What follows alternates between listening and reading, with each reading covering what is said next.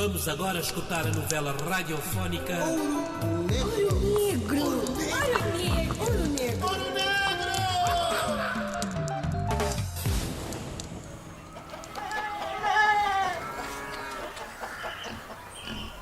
É manhã em Jambulani.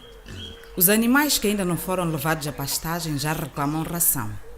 Sakina está sentada na esteira. Inocência e os seus irmãos mais novos já foram para a escola. Jambo e Kim estão sentados nas cadeiras debruçados sobre uma mesinha a matabichar. Kim, Sim, papá. hoje tens que escolher o melhor cabrito, grande e bonito. Está bem. Está já a preparar uma festa, pai de quem?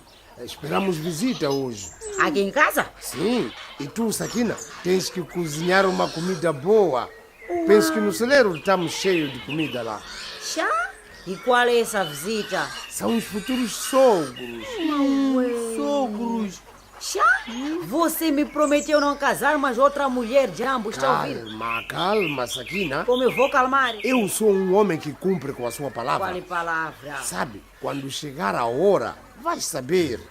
Agora prepara a refeição para uma família de mais ou menos 5 pessoas. Já? Eu cozinhar para um assunto que não conheço? Sakina, Uau, com todo respeito, meu marido. Mas você não acha que está a ser mal comigo? mas Eu tenho direito de saber. Dessa maneira eu não cozinho eu. Sakina, É o quê? cozinhar, por favor. Uau, É uma coisa boa para a nossa família. qual é família? E não tem nada a ver contigo. Ok, agora eu tenho que ir agora. À noite vais saber de tudo, tá bem? Está a ver?